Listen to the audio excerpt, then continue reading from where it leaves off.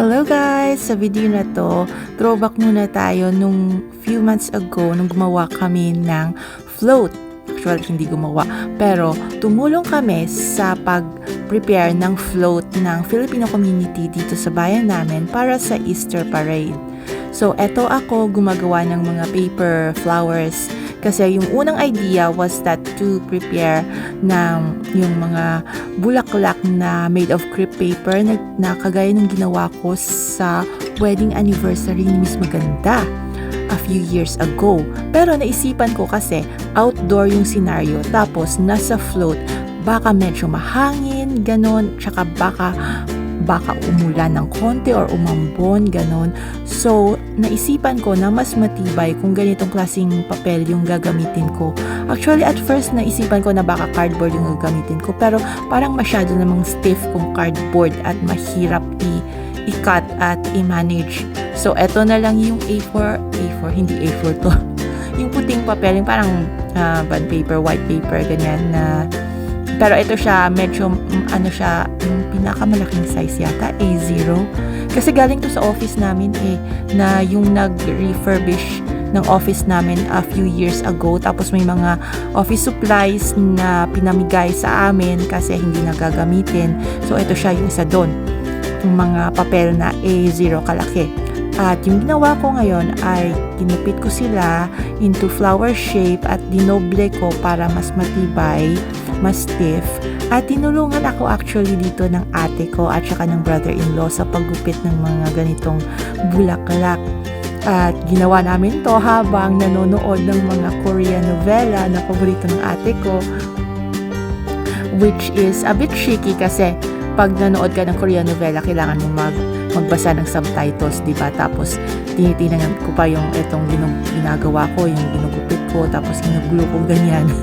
So, ganun siya yung nangyari. Hindi masyadong nakakonsentrate dun sa Korean novela, pero at least nagawa namin itong lahat ng paper flowers. So, naisipan ko na gumawa ng mga 50 siguro na paper flowers na ilalagay namin dun sa float.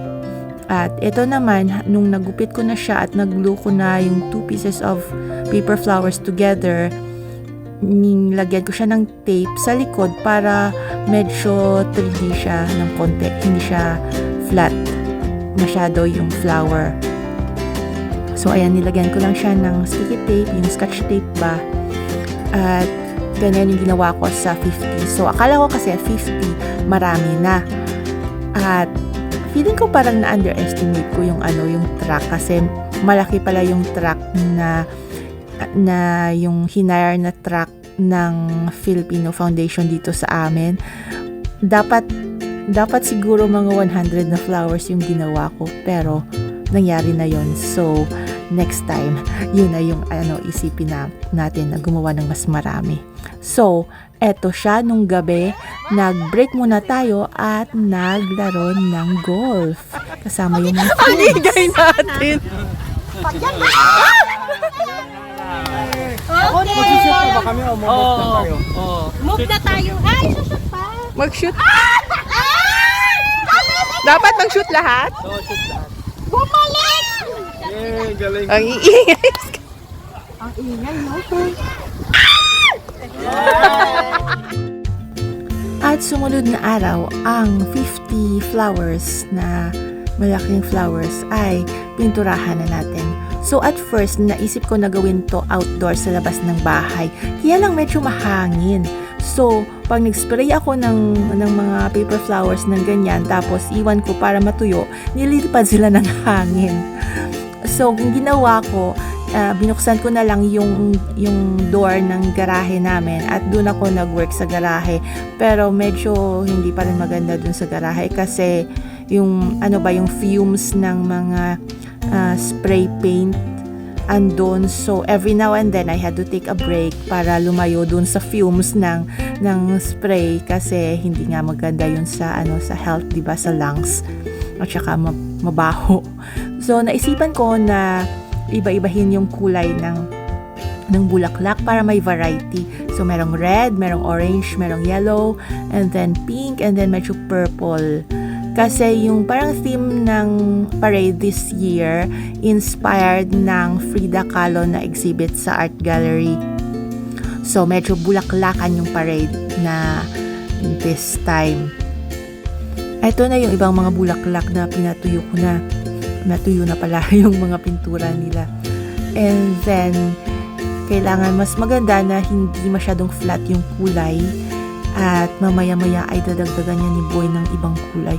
So, yung iba, halimbawa nito, yung pink, nilagyan ko siya ng konting purple sa gitna para medyo 3D. And then, yung yellow, nilagyan ng konting orange sa gitna. At ito naman, si Boy, ay tinulungan niya ako sa pagpinturaan ng mga bulaklak. So, nag-move na kami ng venue ng paggawa nito. Galing dun sa garahe ng bahay namin ay pumunta kami dito sa talyer ng isang Filipino na mekaniko na may business siya sa pagiging mekaniko. So, ito siya, talyer niya, and then malaki yung garahe niya. So, inask siya ng foundation na na officers namin kung pwede dun gawin yung float sa garahe niya kasi malaki yung garahe niya, super laki. So, dun kami nag-work. And then, nilagyan na lang namin ng cover sheet para yung pintura hindi masyadong pumunta sa mga surfaces niya doon sa loob ng garahe niya, di ba? Kakahiya naman.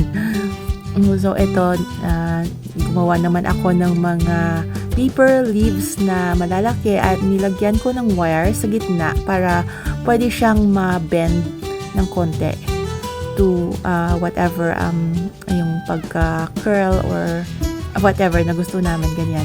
And then, hindi ako masyadong magaling dito eh. So, parang nagta-trial and error lang ako in the process. At meron ako malaking bucket dito sa gilid na yung mga cut-out na mga papel dyan, lahat ng basura para hindi kumalat.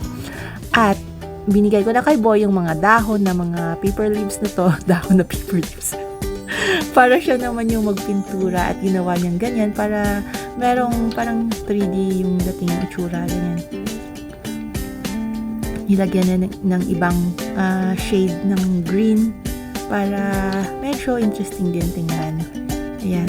So, naka-mask kami habang ginagawa namin to para yung pintura, di ba, hindi namin masyadong ma-inhale. Ngayon naman ay naisipan ko na lagyan ng malaking scotch tape yung sa likod ng mga bulaklak na ito kasi naisip namin paano ba namin i-attach yung mga bulaklak na to sa float. So, yung isang idea namin is lagyan namin ng wire yung bulaklak na to at kailangan lagyan ko ng scotch tape para pag nilagyan mo ng wire ay hindi mapupunit ng diretso yung papel. Kasi pag may plastic na scotch tape dyan, so hindi siya madaling mapunit yun. At ito, ang ganda ng ginawa ni Boy. Medyo 3-dimensional na yung itsura ng mga bulaklak.